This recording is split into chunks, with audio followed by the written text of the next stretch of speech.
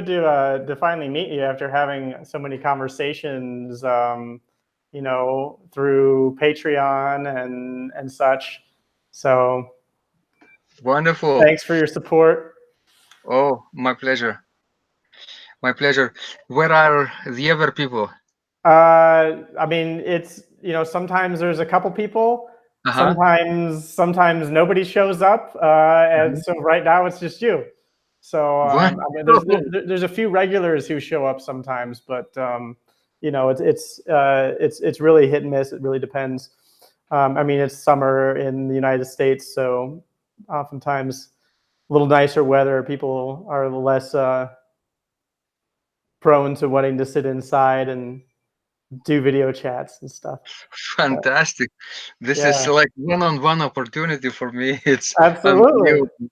Hey, and for me too, you have all these things to share with me about how you make courses out of webinars. Sure, sure. We can talk about that if it's useful for you. Yeah, I, I mean, I thought that was interesting, but you teach organ yeah, music, right? So right. tell me more about that. How did you get started doing that? Well, you know, I studied in the United States for 5 years. And got this all experience and knowledge, and went back to Lithuania and applied for university position, but nobody really wanted me. So I wanted to teach, to apply my knowledge, but no, I wasn't, needed in Lithuania. So I thought, what can I do? You know, maybe not necessarily in Lithuania, but I didn't want to travel abroad. I wanted to stay in my country. So I entered into Google keyword called article marketing. Article marketing, and the first site that I think was on the top was like easinarticles.com, and I started reading those articles, and a couple of people were teaching how to market your own knowledge using articles. Uh, at that time, it was 2011, I think. 2011, blogs were already very well known. Of course, social media has just been started. So I was doing just articles, and then on the platform called easinarticles.com, right? And then I thought, why can't I put those articles on my own blog, right? And I started publishing on my blog, organduo.lt, which I call Secrets of Organ Playing. And simply doing that, within 3 months I got my first $100. It was my first paycheck through PayPal. So, but wait, Basically, that first $100, that wasn't, you were writing on easing articles. Were they paying you for the writing that you were doing on there, or no, how was that no, working? like you're doing this email marketing, right? With direct response with your subscribers. I too subscribed with Mailchimp. Hmm. At that time, it was very easy option. Everybody was doing that. 2,000 subscribers was free, and it was like a no-brainer. And um, and by writing my blog and publishing on those easinarticles.com, I got ranked on Google a little bit more better. I mean, with backlinks, right? Links to my site, and I've got a few hundreds of subscribers. And those subscribers were early friends of mine, right? And some of them are still with me today, after all those 7 or 8 years. And after 3 months, I thought, how can I help them even more? And you probably have this experience that when you're doing things for free, you are hesitant to ask for money after a while, right? Uh-huh. But obviously it's possible, right? I just need to present something that it's really valuable for them. So I actually prepared, I think, a step-by-step guide how to master a certain piece of organ music that they love. And voila, in 3 days, I think this was mini launch. I think 11 people bought this PDF guide, and it was discounted version like $10. Normally I would sell for $20 or 19.99, right? It Uh-huh. was like $10 and 11 people, so $110 I made during that launch.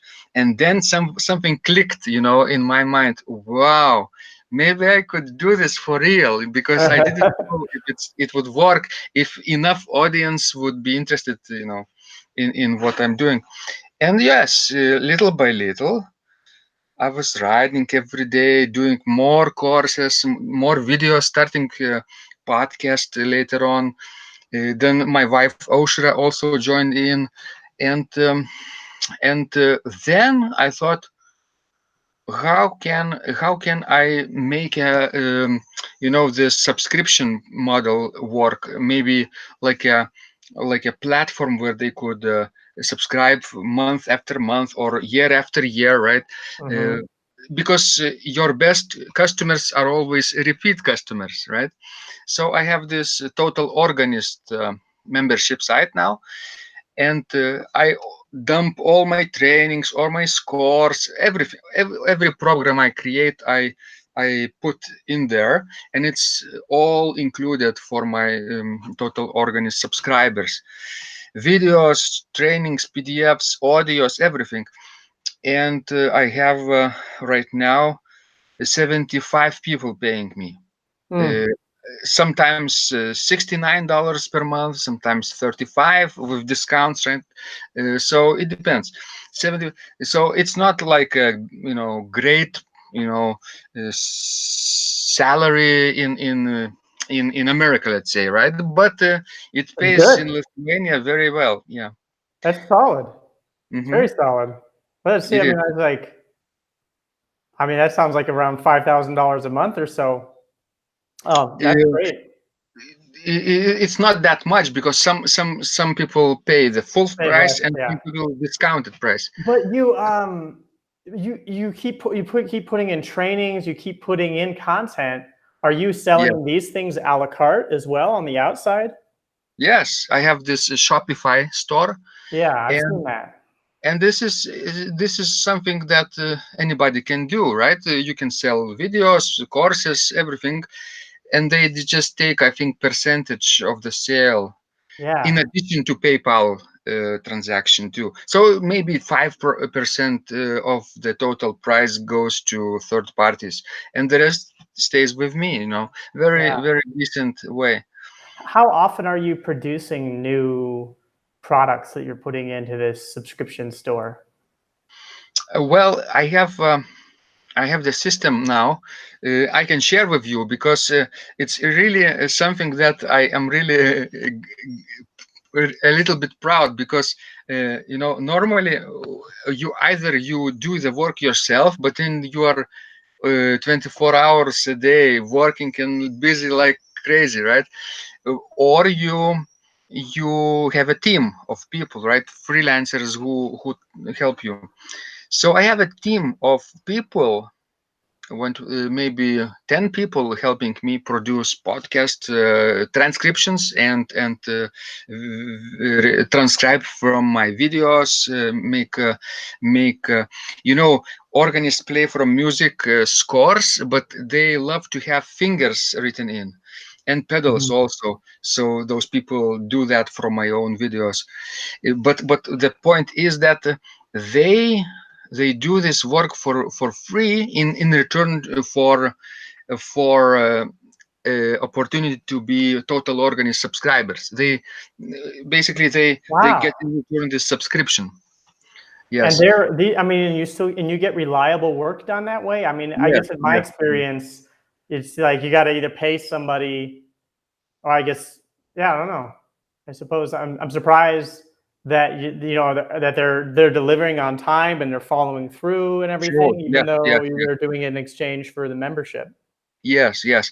They value my program more than money. Because Hmm. maybe because they have alternate source of income. Maybe they are retired people, right? They have something Yeah. to live on, and therefore they need more my training than money. Well, yeah, And I would expect that people who are into organ playing, it's probably not a it's probably not your recent college graduate Generation Z American who uh, they're probably an older crowd. There may be a little bit more, yeah, older values as far as delivering things on time and doing what they say, etc. yes, yes, yes, they are mostly senior citizens, and they are from 89 countries around the world, Yeah, uh, basically all over the globe. I even have two subscribers from Madagascar. yeah, Very, very diverse population of organists, and they all have various challenges that they need help with, and I help them achieve their dreams, basically. So that's my model, basically, what I'm doing for those 7 or 8 years. and the technology isn't a barrier with the older customers or the older people who are helping you. You know, we use Basecamp, Hmm. obviously, because of your conversation with Jason Fried. Oh, Uh, cool. yes, since last, I think, August, when I started supporting you on Patreon, I started listening, basically binge listening every episode I found, Oh, and the awesome. first was with Jason, right? Jason Fried, Yeah, and I was so impressed with Basecamp that I right away subscribed for $99 per month. I think I'm paying for a yearly subscription, yeah. renewed just once a year, and I'm very glad because of this technology is very intuitive, and my team is there, and actually my every subscriber is there in this communication channel. We have those chats and message boards. I have assignments for them. Oh. It's like little team for us. Your subscribers are in Basecamp, and that's how you communicate with them, like it was a class. Yes, yes. Those people who are paying me, I put them manually on Basecamp. I Yeah, could maybe I could integrate this automation with what's it called? Zapier. Yes, Zapier. Yes, they put seamlessly those. Yeah, But sometimes it's difficult to solve those. Sometimes they're stuck, so I prefer to do this manually. It's yeah. not like I get new subscribers every hour or so. I mean, It's you can have a monthly task. Well, I guess new subscribers, you want to get them in right away, right? But anybody Mhm. who say cancels, um, that's something you could process on a monthly basis or something. Just say, Sure. oh, Yes. who canceled? Remove them from the group, and Yeah, and they do cancel. It's a normal process of mhm. doing business, right? At first, those cancellations feel very personal, and you don't Yeah, know what to think, right? But then they write nice letters that their plans have changed or they are short on money, and sometimes they do take a break and then they come back, with maybe discounted price. Right now, I'm tomorrow I'm launching midsummer discounted version of Total Organist. We'll see for how long, and maybe more people will join because of that. People love yeah. discounts. Well, it's a very cool story. It's an inspiring story to hear somebody, an organ player, making a living online. That's very cool. As far as So, I know I'm the only one, and I started doing this, and I would I expected people would imitate my model and do more things like I do, but organists are very backward looking people. I mean, they love old music, Yeah. music that was created centuries ago, and therefore their mindset is not forward looking. Although there is a subsegment of the organist group that love technology and they play electronic organs, Hmm. and they play even virtual organs with sample sets of real instruments. So those people are more progressive, I would say. Hmm. But in general, this is an aging population, more and more older people. So maybe maybe this is not a sustainable business model because organists are getting older and It older. depends how long you live, Vitas. It depends how long you. Exactly. Yes, yes. So that's why I always curious about new things and developments, and I Mhm. always try to stay ahead of the curve and learn new things and try to find new revenues, Well, multiple. it makes me wonder. You must have so many potential customers that you're not able to reach because they're just not online. True, true, true. I wonder if I wonder if there's a decent way for you to reach them. Like if you were to publish some paperbacks through Ingram Spark, then I wonder how often one of them would walk into a bookstore somewhere and say, "Hey, do you have any organ books?" Well, we don't have any in stock, but here's one: "Secrets of Organ Playing" by Vitas Pankavicius, and we can order it for you. Be here in a week. Okay, yeah, True, true. I, by the way, maybe. publish my transcripts of those podcast conversations on Kindle, Hmm. and that way I get even outside audience also. Well, how much? Are any of those on paperback? Some of them, yes, I have a few. Okay, and are Yes, those on Amazon KDP? yes, yes. And are those selling okay, or how are those doing? Um, I haven't done any promotion or marketing with that because because it's separate skill set that I need to Yeah, master, right? yeah. It's a completely different field. So and you need lots of investments just to get started, right? Testing and everything. Of course, I'm following what you're doing with reports, monthly reports. It's really valuable. Oh, good. Yes, Well, because if you just set up auto campaigns for Amazon ads, that would be a start. yes, that would be a great idea. I tried to experiment with Facebook ads, Mm. but sometimes they are like you put money in and it's like a hole. It's And tough. It's tough. it I is. don't. I use them a little bit here and there, and Mhm, never really been able to crack the code. And I just kind of don't like it. I don't. mhm. I actually, Jason Fried said an interesting thing on a podcast conversation I was listening to where he was talking about that they used to advertise Basecamp on Facebook, and eventually they were like, we don't like this company. Well, why are we giving them money? Exactly, exactly. So to find different ways to market. But yeah, Amazon, you could do ads with auto campaigns. They're um, low maintenance. I don't know what Yeah. sort of reviews you have and such, because having reviews helps. And yeah, it is Hmm. a whole other world to open up, but it is a place where I could see paperbacks being great with your audience. And then also there's I don't know if you ever listened to Joanna Penn of the Yes, Creative Pen, but yes, she's a big proponent of large print editions, right. which I would imagine your audience is probably would be into your audience would probably be into the large print edition too. Yes, Because yes, they're just like, absolutely. all the books are printed so small, like just get big letters on there. Hmm, hmm. So yeah, there are so many options, and you just have to choose the ones that you have to focus on at first, right? Because we can't be everywhere at once, right? Mm. Or it would cost too much probably to get started. Yeah, I'm the kind of personality where I really like to.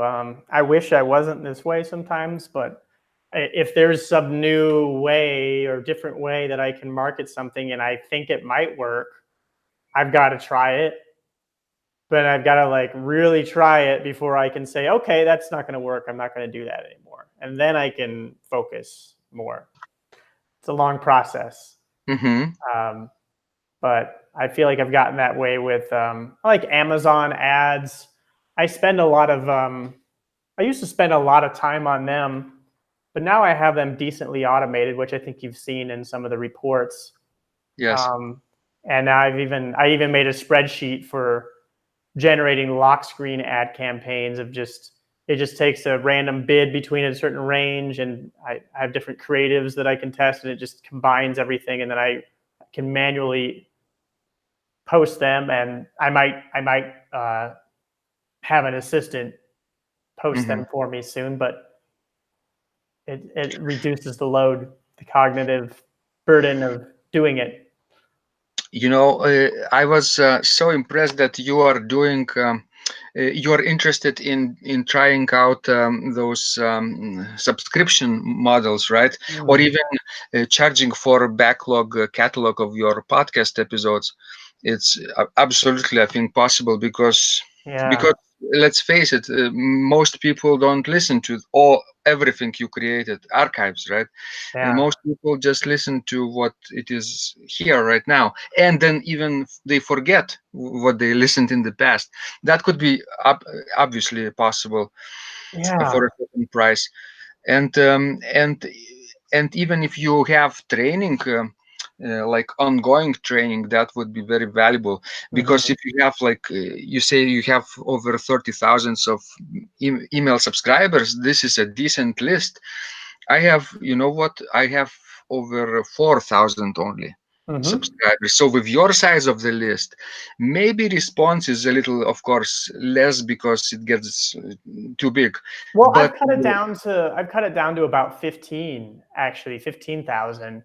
But uh-huh, with now there's a much higher open hmm, rate. So, right. um, And but yeah, you were saying. you do this uh, Love Mondays, right? Email newsletters, which I don't get, by the way. Mm, Somehow maybe they are traveling to my spam, or I have to check. But mm. you have a constant way of communicating and reaching. So I think you would be very successful with a membership model. I'm curious about this. Why you're not getting the Love Mondays? You might not be signed up for that list. It's possible. What was your email address? Let me check. I have several, I'll try but I don't. just searching for I Vetus. uh-huh. Love Mondays. Oh, no, that's not it.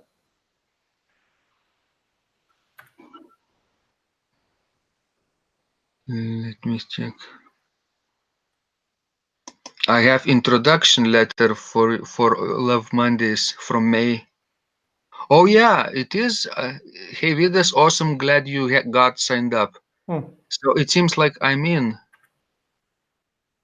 right? Yeah, I'm just trying to see. Oh, so yeah, you responded even. Mm-hmm. Mm-hmm. This is your Yahoo address. See what Yes. happens. Yahoo. VIDPINKUS. Hmm. Mm-hmm. Yeah. Huh. Yeah, I don't show you on the Love Mondays email list. I Uh-huh. wonder. I don't show you having ever been on there. Uh-huh. Um, oh, okay. So what you responded to is a podcast episode. Yes. Um, I'm on that so list. But it's a different list, right? yeah, that's a different list. So I don't think you signed up for Love Mondays. Mm-hmm. So maybe I'll do this one more time, and I I'll I start can getting. sign you up if you want. I'm looking at your page right now. I can put you on if you want. It would be awesome. Yes, Okay, please. here we The go. same email. Yeah. There you are. You're on now. Mhm. Wow. Great. Excellent. Yeah, I got really confused for a while because, you know, I'm a perceiver. I I want to try a lot of different things. Uh-huh. And so everything, a lot of this started with Design for Hackers was my first email list. And now I've branched off into all these other things. And some of those things aren't really relevant necessarily to people who sign up for Design for Hackers. And so for a while, I didn't really worry about it too much. I tried to just go ahead and send whatever you're interested in to people. But now just over time, I've started to divide things up. And so with Love Mondays, I just sort of send out a pilot to my email list for maybe 9 weeks or 8 weeks in a row. I sent sort of samples of what I thought the email would look like, and then I just whoever had like opened those emails, then I just put on a list. Now, one drawback of that is that not everybody has tracking enabled to where ActiveCampaign can detect that they've opened the emails. So not everybody ends up on it then. So I might do like a book giveaway or something at some point to get people on there, because that list is something like 8,000 people or fewer than 8,000, but it's highly engaged. I don't want a big list that isn't engaged, because I mean it costs money to have a big list. It costs a lot of money. So yeah, anyway, yeah, I have been thinking about subscriptions. I struggle, and I think you've seen me working through this in the income reports. I struggle with what's the right technology solution. I've got the Patreon, and it's sort of a membership model in itself. And I'm putting some premium content on there, and I've thought about putting more premium content on there. But then if I want to, say, keep my archive podcast episodes as premium content, well, there needs to be some experience through which people can access that. And from what I've found, it doesn't seem practical to use Patreon to do that. And I have looked into, Libsyn you can make an app for your podcast. I tried to join one of their apps for Ben Greenfield Fitness, and it just kept crashing, which I don't have the best faith or confidence in. I mean, Libsyn seems to be very good at getting podcast content distributed, but a lot of other stuff, like their design taste, I'm not really a fan of. And it would be, if I had sort of like somebody like Sam Harris has, or Mark Manson, where there's Kadavy.net, and there's a monthly subscription, and that gives you access to back catalog of podcast episodes on your own RSS feed, and along with that, access to certain premium content. Oh, that seems like that would be the ideal vision, but I just don't have the stomach to go from where I am now to that like overnight. So I'm trying pieces here and there, like selling courses a la carte.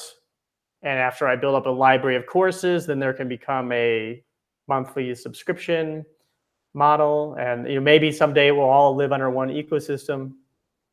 At the same time, I am starting to discover, as I'm getting, I'm starting to get interest from people for coaching, people who have a lot to gain from, say, writing a book, but they just can't do it. And they've come across something I've read, and they've decided that I'm the person who can help them with coaching, and they're willing to pay a large sum for that. Yeah, maybe that might be a better model for me. I'm not exactly sure. So I'm experimenting with all of that. Do you just disappear, Vitas? I think you walked away for a little bit. Maybe you just got tired of me talking. You couldn't even hear me now because you didn't have your headphones in. So now maybe you can hear me. And are you speaking? Because I can't hear you. Oh, can you hear me? Yeah, I can. My headphones don't have microphone, I think, Oh, so okay. I can I hear will you now, use though. built-in microphone. So I just closed the window, and Oh, now okay. it's okay. So wonderful.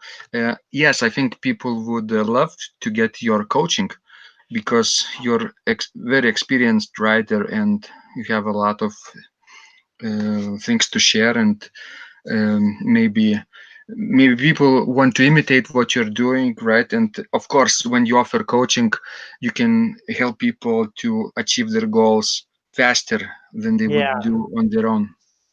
Yeah, I'm currently considering or I'm evaluating some potential clients um, with the consideration that I am working on a new book, and it's one I've been working on for a very long time, and I have a lot of the techniques and advice sort of written out, but I would like to better be able to test it out and get a better idea of who it works for, who it doesn't work for, why not. And so being able to work with people a little more closely is going to be helpful there.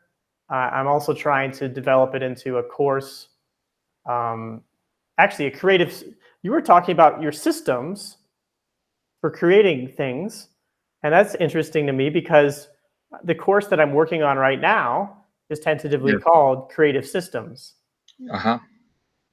So tell me about your system for creating things. For creating, you mean content or programs or everything? I'm not sure. You earlier you mentioned that that you had some systems, right? Hmm. Yes.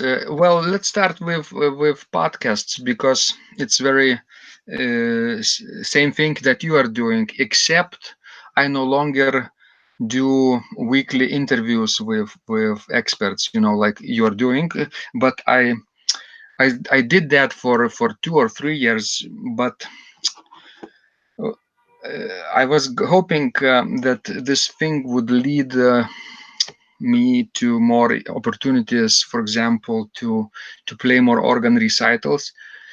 When I invite an expert organist, maybe Mhm. I would get a deeper relationship with that organist. It was my secret evil plan. Yeah, well, And that didn't work.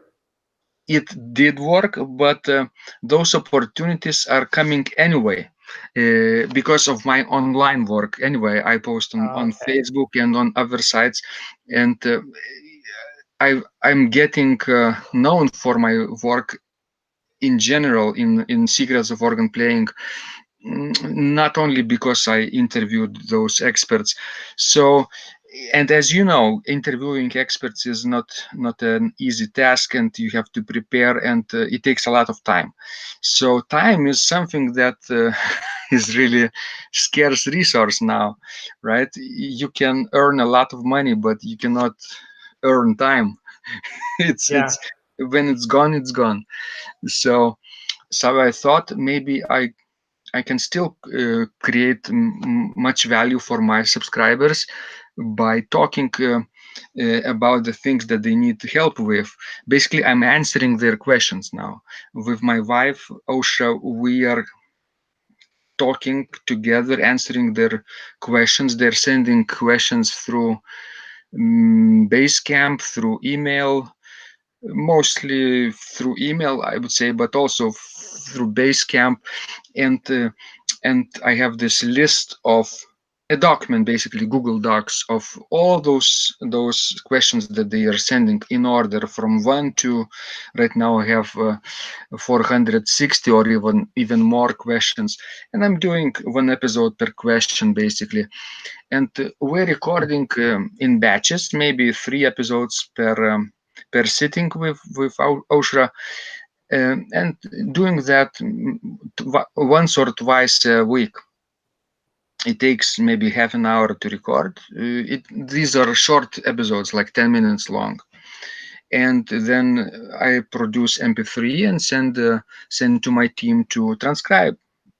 And then when it gets transcribed, I put it on the blog and upload the MP3 to my podcast platform, SoundCloud. And what else? I switched from daily blog delivery to my subscribers to weekly newsletter, and now I have this like 10 things I want to share with you with a numbered list, and I can share with them those podcast interviews. But not only, I can do product launches, I can do my own videos, share with them.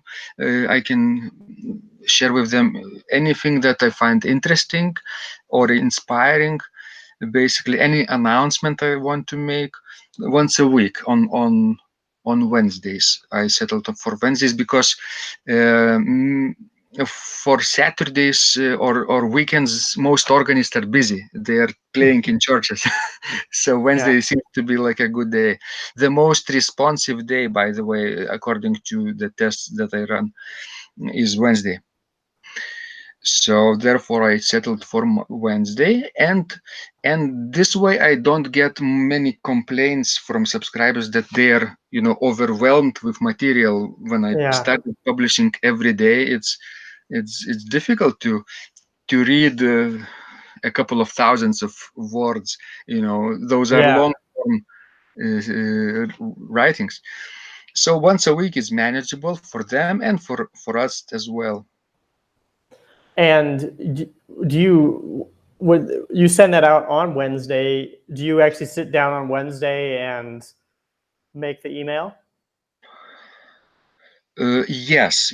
It takes me about 30 minutes to compile that list, of 10 things. Um, I could do in advance. For example, whenever I publish a new podcast, I grab a link and insert into an email newsletter draft, right? Which Mm-hmm. still gets sent on Wednesday.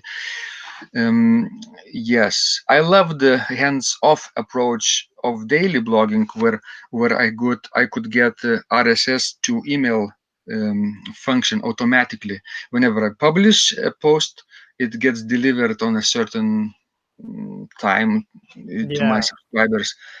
But then I am no longer with Mailchimp, but with ConvertKit, Nice. and their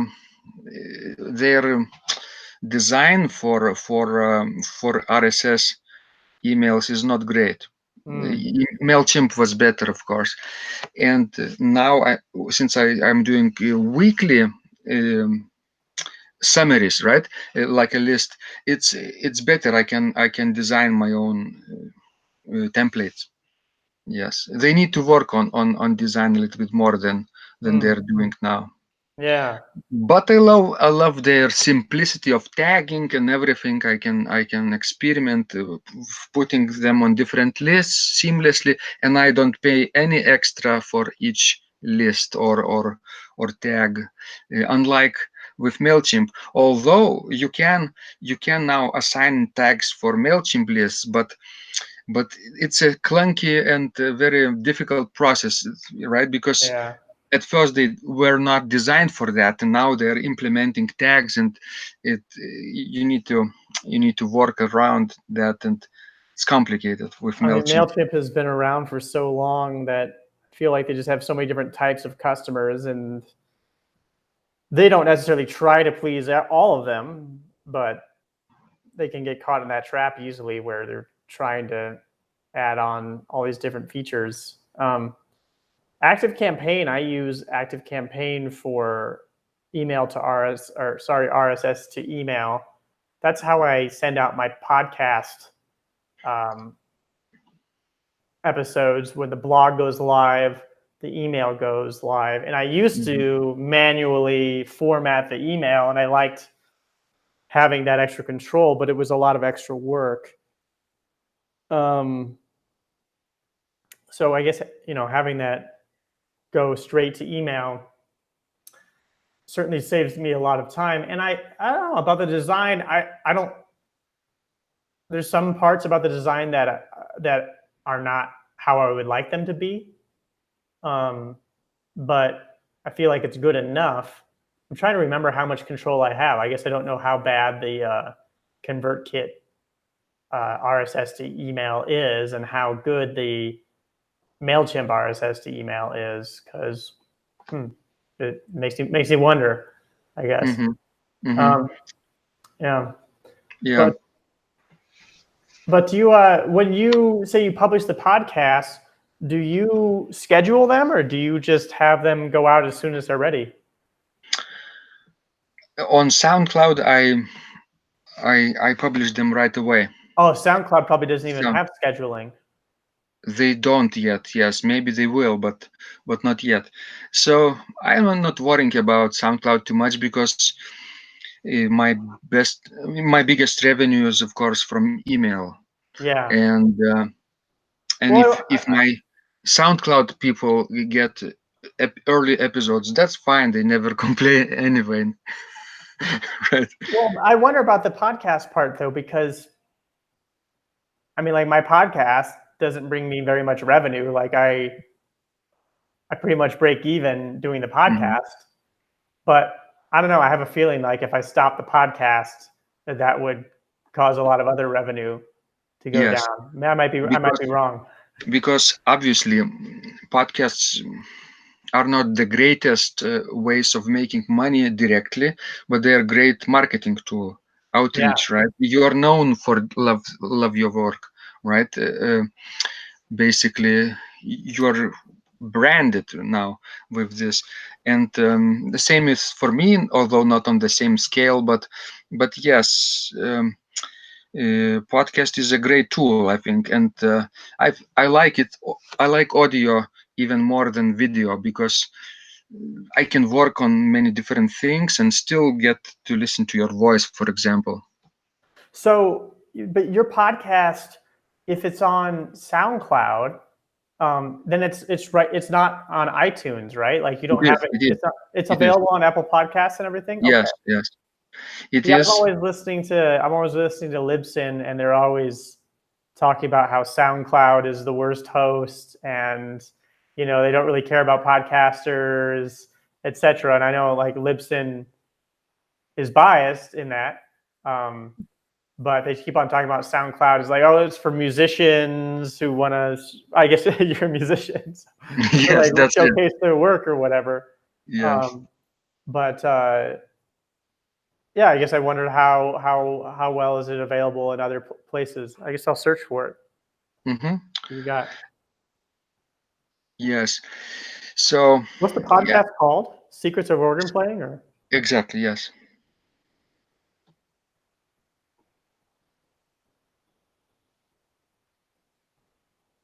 organ playing, or organ music? Organ playing. Secrets of Organ Playing podcast. Yes. There it is. I'm looking at it on Overcast. Uh-huh. Okay. Episode 449. Wow. Yes. Yes. Published today, I think. So do you, yes, it is. So do you, how much preparation do you get? You get these questions, and then do Yes. you just extemporaneously say what comes to mind, or do you prepare ahead of time? Well, we've been preparing for 25 years with Right. I training. mean, So therefore now it's easy, right? The first yeah, 20 years are difficult, and afterwards it's easy. It's not, it doesn't mean we've been doing podcast conversations for 20 years, but when we have doctorate degrees in organ playing and teaching, it adds up to that yeah, expertise level, and now we can riff basically and create spontaneous yeah. That's um, great. pieces. Because even, I mean, when you suggested to me something like, oh, you could just do webinars where you are answering questions and stuff. I mean, I Yeah. think that's probably the case for something like maybe some self-publishing things. A lot of the things I'm writing about are so theoretical. They're things that even I don't yet know. Uh, so it requires so much. That, I think, makes it so, causes it to require a little more upfront preparation because it's not something that I necessarily have already internalized the knowledge, and I can just talk about it the way that you can with organ playing. Mhm. That's great that you can do that, though. It can really get content out there quickly that way. Quickly, and because this our team transcribes them, makes into transcriptions.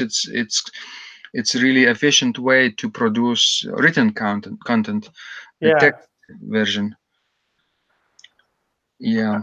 I'm wondering though, like if viewers, I'm just thinking from a systems standpoint, like what if you went and you recorded, you say record like 4 podcasts at once, Yeah, 3 or 4. or 3 or 4, and Mm-hmm. then do you just one at a time cut them up and publish them like a week apart, or is there a process to that? I publish them 3 times a week.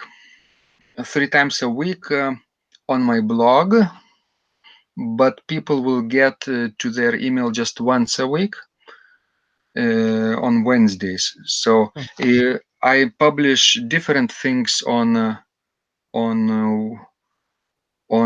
Wednesday, Friday, and Sunday, and then podcasts go on Tuesday, Thursday, and Saturday. And Mm-hmm. on Mondays we have a contest announcement and the winner announcement. We have Secrets of Organ Playing contest where people could submit videos of their playing, and we deliver prizes. It's all on Steemit platform, by the way. Oh, cool. You know Beautiful. about that. You have Oh, yeah. written a book, Yes, I have. and I've been I on it for a have while. I have read your wonderful book, and your I've listened to your podcast with Ned. Remember, he's no longer a CEO of Steemit. Oh, I didn't know that. He he is still on the board, but he stepped down because Elizabeth Powell, I think her name is a managing director now, and she's leading Steemit in a much focused way and delivering much better. Oh, Uh, interesting. yeah. I've been out of it, so I haven't really seen what type of work she's been doing Hmm. with it. So that's cool.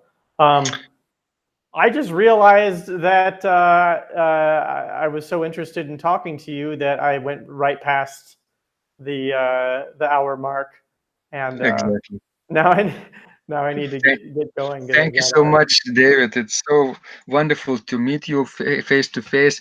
Uh, when is the next meeting at this time? In 2 months, right? likewise. Oh, right, yeah, because you are on a Hmm. different time zone, so Hmm. I suppose that when it's 8 p.m. here, it's like 3 a.m. there, Yes. correct? So what do I don't even have these. August, right? Hold on a second. So there's, yeah, July 16th is 8 p.m. and then August 20th will be 2 p.m. Central Time. So whatever time it is, what time is Yeah. it there? 8? It is now 11 p.m. Oh, 11 p.m. okay, you gotta go to bed then. That's exactly right. Yes. Yeah. All right. So Well, I anyway, appreciate you staying up and chatting with me. yes, me too. It was like a full-time coaching for you, one-on-one. Very,